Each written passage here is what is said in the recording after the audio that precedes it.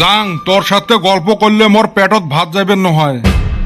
রে যাই শেলা কি করবু বাড়িত যায়া।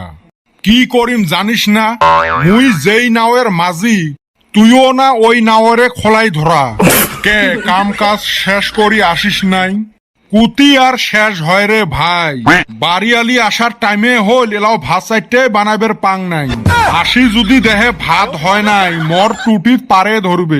হয় রে ভাই, কিসের এলে সেলফ হেল্প গ্রুপ বলে আসছে। আমার পুরুষের উপরে নির্যাতন আরম্ভ হয়েছে। বেচাওয়া গুলে টও করি সারাদিন ফিল্ডত ঘুরি বেড়ায়। ওমার বলে ডেইলি মিটিং থাকে। মিটিং তো ঘন্টার মারতা, ওমার খালি ঝগড়াও বাজে ওই 3টিহা 4টিহা নিয়ে। থাক ভাই কইস না, সোনা পাইলে না কলজেত পানি থুবেন নয়। যত জ্বালা পড়ছে আমার গুলের উপরে।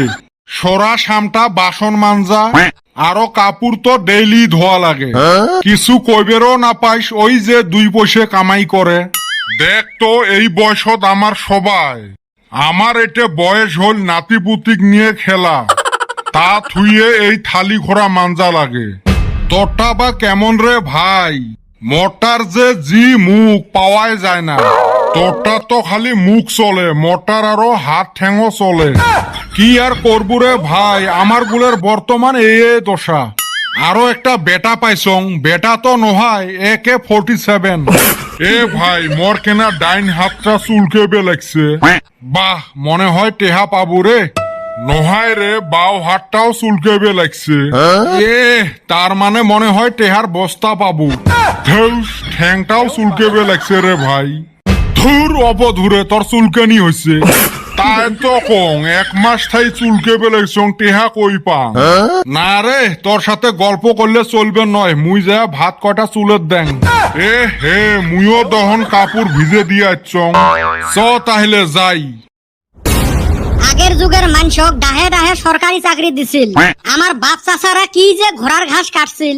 এগেরেও ডাক দিছিল, এগর আবার ফুটানি কইছিল বাপের এত জমি আছে খাইবো কেরা। খাইছে না, শোক বসি বসি বেঁচে বেঁচে খাইছে। এলা আমার গুলের এই দুর্দশা। দেখ তো চান্দির বেটার বাপ সরকারি চাকরি করে, কি হাইফাই চলে, কত ফুটেনি উমার। আর আঙ্গর হমন্দির পোলারা যে কি করছিল শুনছি। চান্দির বেটার বাপ বলে আমার বাবারেও ডাক দিছিল, নু সরকারি চাকরি করি গা। আমার বাবার আবার ফুটানি ওই ধুর, ওই 2000 টাকার নিগা কেরা সরকারের গোলাম হবো। আঙ্গর দুনিয়ার সম্পত্তি আছিল, এই সমন্দির পোলা করে ফুটানি বেলেগ আছিল।